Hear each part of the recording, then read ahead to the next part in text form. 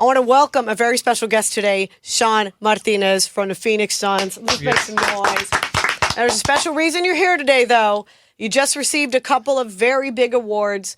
Want to shout out the NBA Care Award, very big. What's interesting is behind the scenes here, I was talking more about that, and Shawn said, no. I want to also discuss the Arizona American Indian Excellence in Leadership Award. Shawn, as an Indigenous man, as a Native American, what do these two awards, but just the acknowledgement mean to you and the representation for Native Americans as a whole? Wow. First of all, can I introduce myself? Yes. In my tribal language? Please. Yat e Shawn Benat Laba Martinez Yinishe, the Bethlehem, e Insle, Adohashka Joy Basishin. My name's Shawn. They call me Gray Eyes Martinez. My grandmother used to call me that, as you can tell by my eyes. Yes. Of the Black Sheep clan, born for the Yucca Strung Out on a Line clan. Being able to represent our Native American community this year, our last year, and ever since I've been back, everywhere I go, I represent the Native American community and try to uplift all our people, not just Navajo, but all. Like here we have 21 other tribes. It's just been a blessing to be a part of this program. Winning the Man of the Year from the Phoenix Indian Center's award. They do this yearly, and I won this year, Man of the Year. Being awarded this as from the Native American community is very special to me. Because the people. Because of the Originative program that right. you helped put together, Yes. which is hugely right. significant in just in cultural period. Absolutely. It's just been a blessing. I've only been back for 4 years.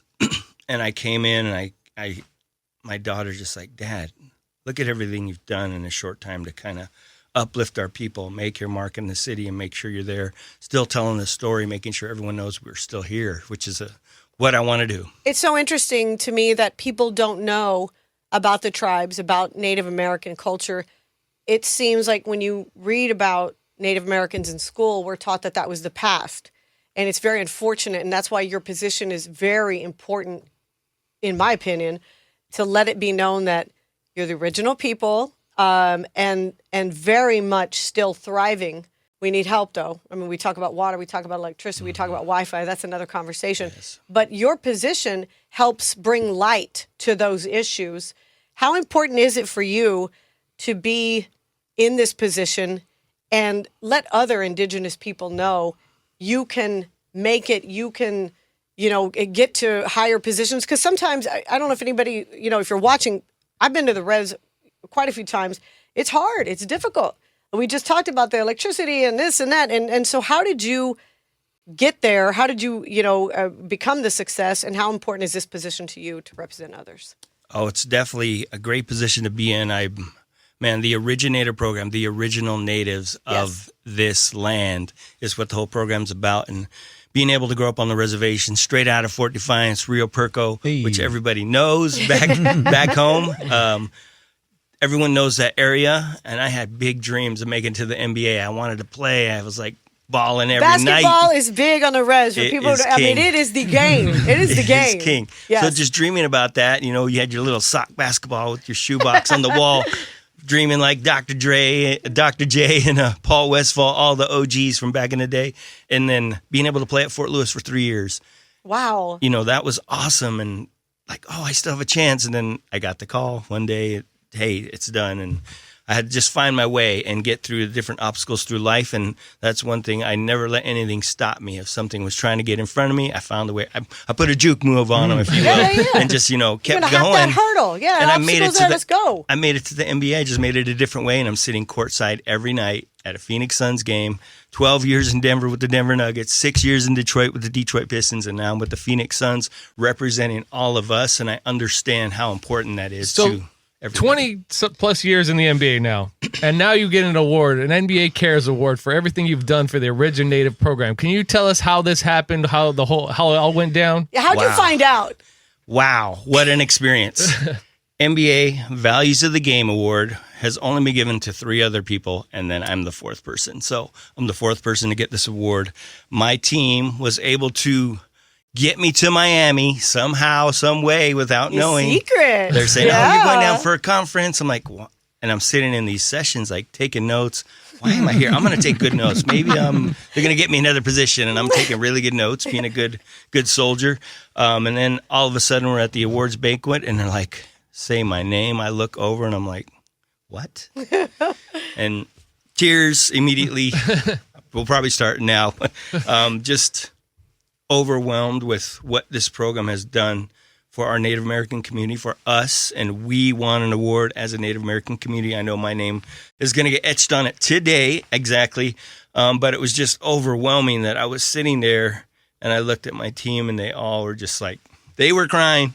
The whole room was crying. We all got a standing ovation. And the jersey you're wearing is so important as well. Yes. One of the best-selling jerseys, I think, ever for the Phoenix Suns. And I've seen people wear it all over the country. We travel a lot for work because it's beautiful, and I think what it means to the culture and also to bring awareness, like we said in the beginning, to indigenous communities, not only here, but all over this continent that have seemingly been forgotten. That beautiful color, the turquoise. I know I wear autos all the time. Right. I mean, I love it. I love the way it makes me feel.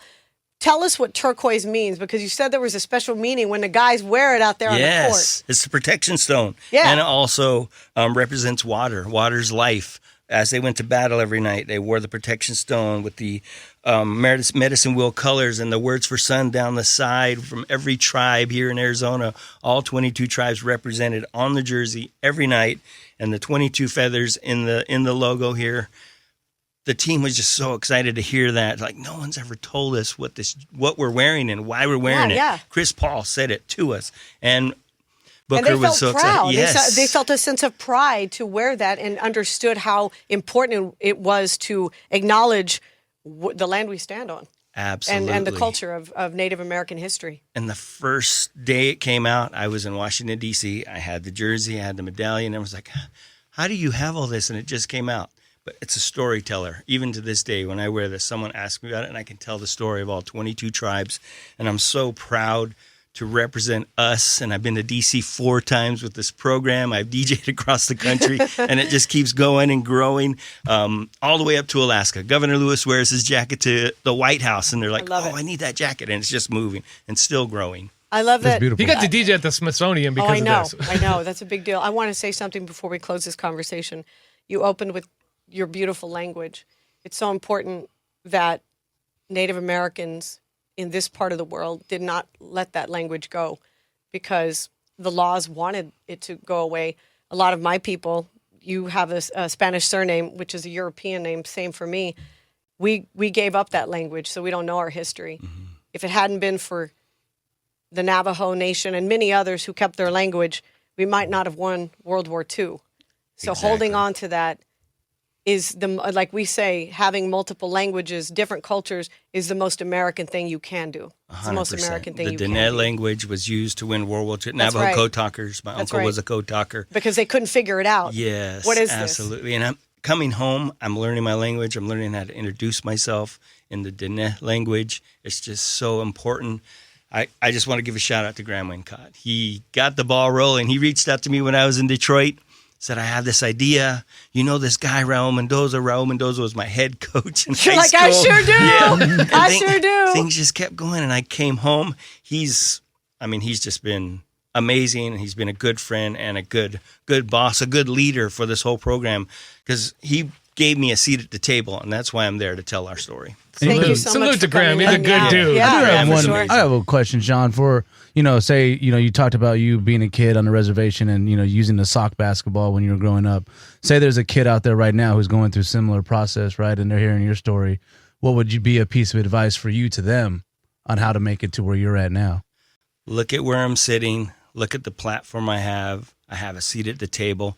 Don't let anyone stop you from dreaming big and go for those big dreams because I had a big dream. I just made it here a different way, and it's just been an unbelievable journey. I love that because you want to be a part of the NBA. You are. There's more than just the men on the court.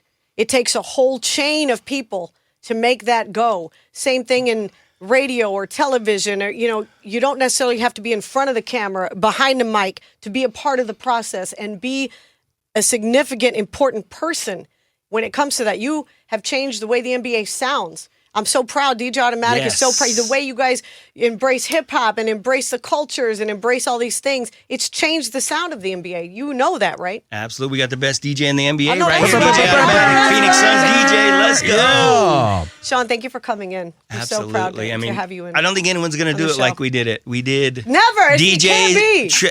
native DJs as you walk in, the visuals, permanently installed 22 tribal flags in That's the right. pavilion, the visuals, gorilla with the turquoise flag, Skoden, Studis, halftimes, being able to tell our story. It's just been unbelievable. The 10 games were just amazing, and I want to do it again. It makes the somebody pride like continues. me even more proud to be a part of the organization.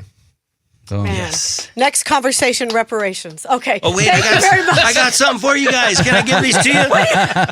I brought gifts. Oh, I think you meant okay, not reparations for us, but I'll take it. I meant that. there we go. Oh, thank you. There we go. Thank you so much. Here we go. Oh, Got one for everybody, except we got to bring in that one gotta more. bring one for Chewy. Chewy in the Yes. background.